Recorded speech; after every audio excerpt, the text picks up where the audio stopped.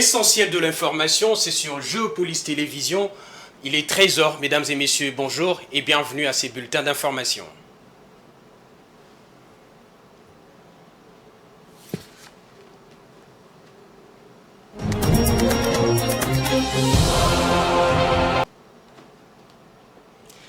Le gouvernement de la République démocratique du Congo a décrété la journée de ce lundi 8 mai une journée de deuil national en mémoire de victimes des inondations et éboulements de terre après la pluie qui s'est abattue à Calais dans le sud Kivu dans la nuit du jeudi et vendredi dernier. Le bilan qui ne cesse de s'alourdir fait déjà état de près de 400 morts suivant le porte-parole du gouvernement Patrick Muyaya qui a fait la lecture du compte rendu annonçant cette journée de deuil national.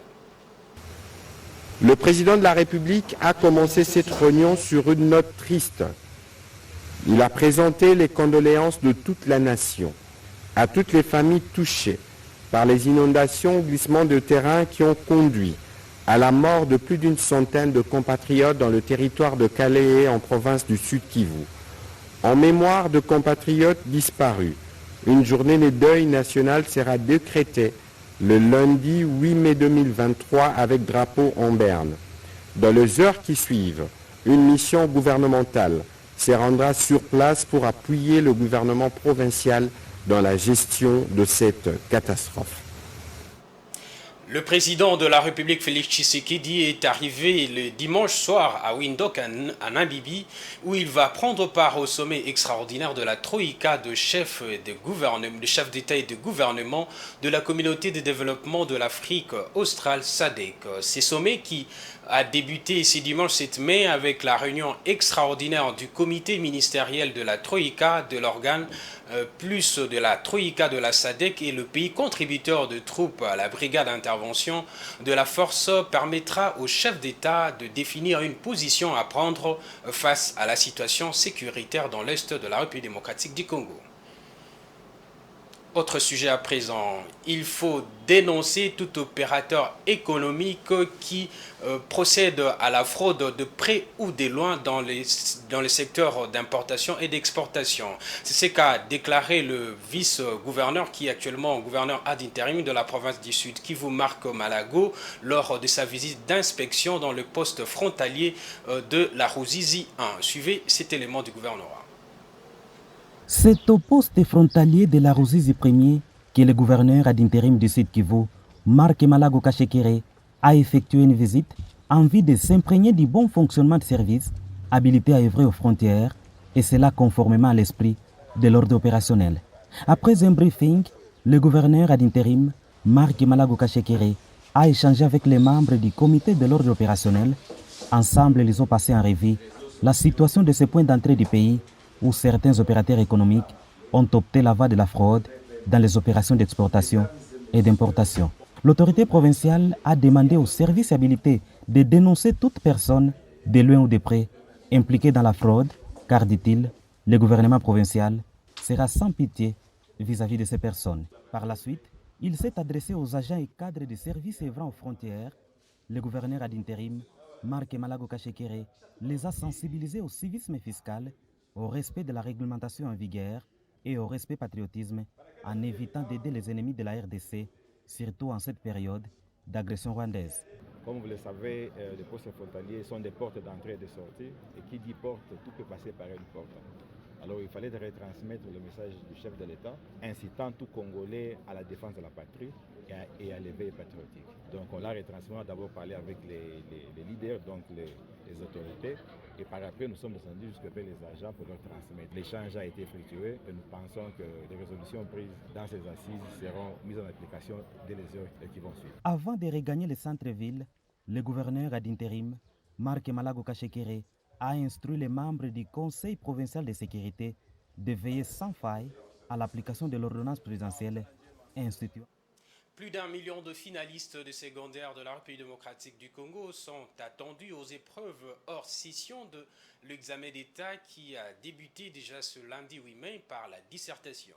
D'autres épreuves hors session telles que le français oral et la pratique professionnelle se feront respectivement du 10 au 16 mai et du 17 au 20 mai 2023. Patience Lokeke et Giscard Tamba ont recueilli quelques propos de finalistes. Bon, pour aujourd'hui, suite à les épreuves de la dissertation, ça s'est vraiment bien passé. Il y avait vraiment les inspecteurs qui nous surveillaient et aussi le surveillant était cool avec nous. On a vraiment bien fait ça. Bon, c'était protéger l'environnement, c'est protéger toute l'humanité et permettre à sa survie. Aujourd'hui, on avait l'épreuve de la dissertation. C'était bien passé malgré il y avait des sujets qui étaient durs à faire même. On s'est quand même s'en sortir. Sur le sujet numéro 6 qui parlait de la jeunesse, c'est le vieux qui te la donnera. La valeur de la jeunesse, c'est le vieux qui te la donnera. Élément essentiel dans la fabrication de batteries de voitures électriques, le lithium est devenu une ressource prisée dans la course à la transition énergétique. Au Zimbabwe, pays qui ambitionne d'assurer 20% de la demande mondiale de ces minéraux, le gouvernement maintient l'interdiction d'exporter le lithium brut, une mesure prise depuis 2022 mais qui ne fait pas les affaires de producteurs qui accumulent des stocks du fait de l'absence des infrastructures de traitement. Suivez nos confrères d'Africa 24. Sur le marché chinois, plus grand marché de véhicules électriques au monde, la tonne de carbonate de lithium a atteint en novembre 2022 le seuil de $86 000 la tonne, avant de retomber au premier trimestre 2023 en deçà de $57 000 la tonne. Mais au Zimbabwe, principal exportateur africain de lithium, le minerai brut est exporté à un prix compris entre $300 et $600 la tonne.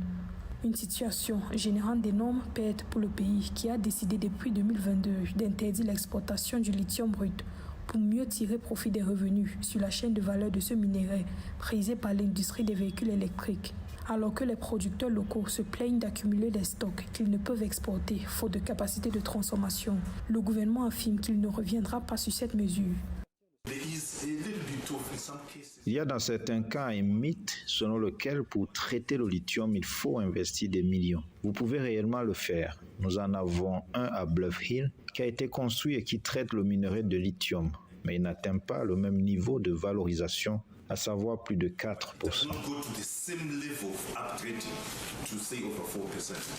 Outre les batteries des voitures électriques, le lithium est aussi utilisé dans les verres et céramiques, le traitement de l'air, la métallurgie de l'aluminium, les fondants de moulage pour la production d'acier, les graisses lubrifiantes. Le Zimbabwe, seul pays à produire le lithium sur le continent africain et 5e à travers le monde. Ambition de fournir 20% de la demande mondiale en améliorant sa production. Le gouvernement veut tirer parti des gains substantiels sur la chaîne de valeur de ce minerai. If you look at the lithium ores, you are looking roughly between 300 to 600 US$.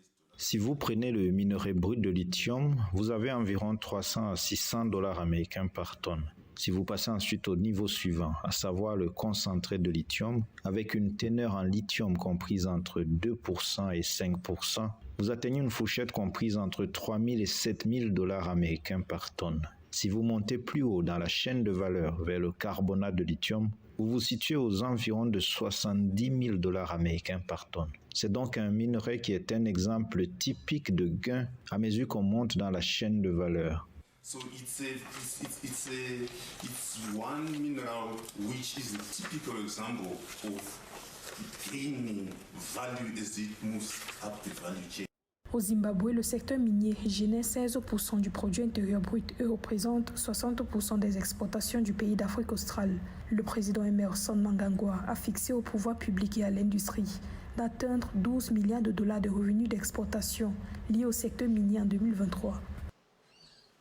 Voilà, c'est par cette information du lithium des Zimbabwe que nous mettons un terme à ces bulletins d'information. Mesdames et messieurs, merci pour votre aimable attention. Restez branchés sur le programme de Géopolis Télévision. Vous suivrez la grande édition de 19h30 avec Fiston Oleko.